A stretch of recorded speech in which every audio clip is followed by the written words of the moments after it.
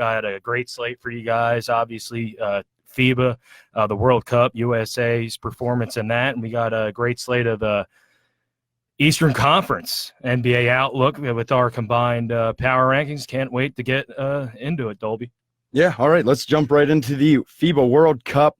Today, the USA squad suffers a devastating loss to the Serbian national team led by Nikola Jokic. They lost 94-89 while getting outscored 32-7 in the first quarter. What is up with this USA basketball squad? One of the worst that we've seen in years. Yeah, I mean, it's been the worst USA team in a tournament, since 2002, 2005. It's just embarrassing, I think. I know it's the FIBA World Cup. It isn't the Olympics, but this is pretty embarrassing stuff by these group of guys. I mean, come on. You got to compete and want to be out there. All they're talking about is, we stepped up. We were the guys to step up and be a part of, the USA team, like some other stars that didn't step up. And they come out yesterday against France and today against Serbia and just totally wet the bed. I mean, what is that? 32-7 after one? Are you kidding? I really do not have words for that 32-7 first quarter there. I mean, I know this U.S. team has been struggling shooting the ball lately, and these guys really have not been looking that good. And also, they've been getting absolutely creamed on the boards. I mean, it seems like they're not trying. With all the success that they had with Mike Krzyzewski for years and years and years, these USA teams. Now Greg Popovich comes in, takes over the reins, and it's like he's running amok. He does a great job with his own team in San Antonio, but whenever it comes to coaching up any of these other guys that he really doesn't know all that well, other than the one point guard that they have, Derek White, on the squad, he's unfamiliar with the team, and it really showed against some of this international competition where these guys from the France team or these guys from the Serbian team, they've been playing together since they were 14, 15 years old, looking to maybe get into the NBA or at the very least sign a contract with a EuroLeague squad, which many of these players are not in the NBA that defeated this USA team. That's chock full of NBA players. It's a really, really poor showing here for just the United States in general. I mean, they can't finish higher than 7th in the FIBA World Cup. That's their worst finish since 2002. And that team was absolutely garbage. I mean, we're talking about Michael Finley, Raef LaFrance, Reggie Miller, a really old Reggie Miller, like a young Jay Williams pre-car crash. I mean, these were not great players on that squad, and this is a worse basketball team than that. It does not bode well for the 2020 Olympics for the United States. Yeah, it doesn't. And just going back to that first quarter, the United States, they shot 3 of 16 from the field. That's 19%, guys. I mean, that's really bad. And Serbia, on the other hand, they dominated. They hit 64% of the shots, 8 of 9 from threes against, in that game. They dominated. And USA, they battled back, got it within 4 and 3 in the second half, but they had no chance. I mean, they were just totally devastated, it looked like, from that France defeat, and they couldn't come back from it. And this isn't a USA team. You look at this roster, Kemba Walker, Marcus Smart, Miles Turner. Like, these guys are pretty good players in the NBA, and they're struggling against guys that you mentioned, Dolby. I mean, France had Rudy Gobert, but who else did they have? Evan Fournier, who's who's a role player for the Magic, and then basically nobody else. It's not like a young Tony Parker's walking onto the court for him. It's a bunch of guys that are playing the EuroLeague. Frank Ntilikina, who cannot carve out barely any minutes for a terrible Knicks team, and Nick Batum, who's been a solid player in the NBA. But other than that, I mean, these are no names that I recognize from anywhere, even from hearing any chatter from overseas. It's just it's so sad whenever you have some of these stars, and so many players opted out, of course, for this USA team. But you have guys like Donovan Mitchell or a Kemba Walker or a Jaylen Brown.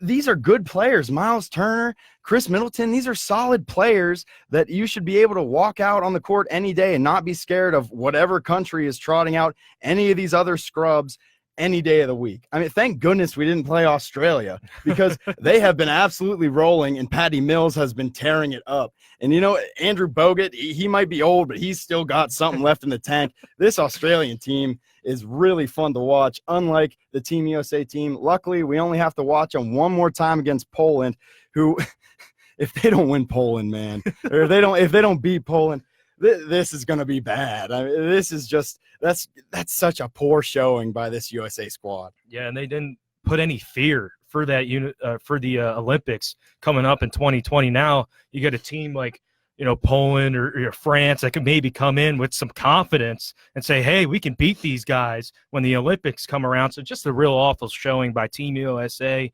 And it just really doesn't make any sense, because you see the star talent on this team. It hasn't been like it has before when you saw LeBron, KD, Carmelo. You know, Melo's the king of the Olympics. Oh, yeah. So Olympic Melo. You know? Yeah, Olympic Melo.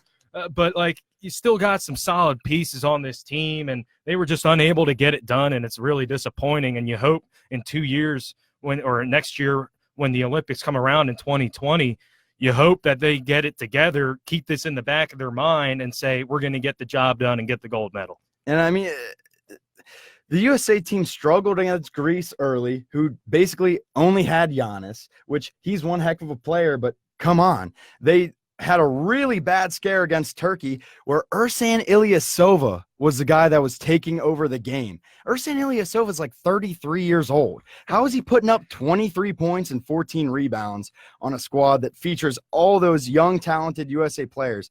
I mean, it went down to overtime, and it came down to Chris Middleton free throws in overtime. I just cannot believe how terrible this team is playing.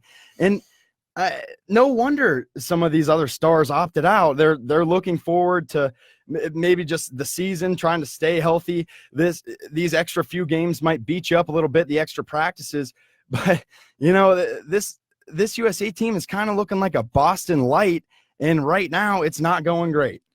Yeah, it is. And you see why these guys opted out. They're like, we're not going to waste our time finishing 7th in FIBA. I mean, we're not wasting our time with that. We're going to get our bodies right for the NBA season. That is a grueling season that lasts a while. And I'm not cutting on these guys for coming out here and playing for USA, but you put that jersey on, you got to go all out and figure out a way to do better than 7th with NBA talent, and they're finishing 7th. It's just, it's awful. I mean, it's embarrassing.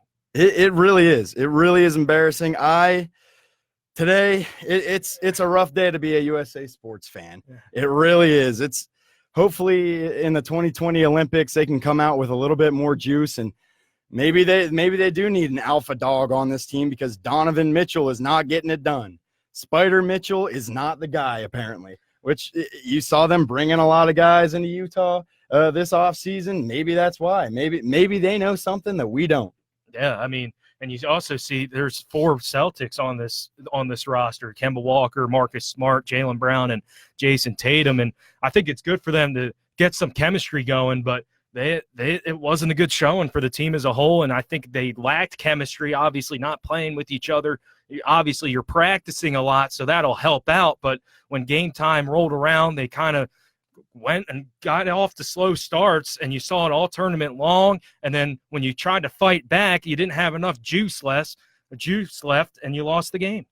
Yeah, why is Miles Plumlee on this team, on this USA basketball Mason team? Plumlee.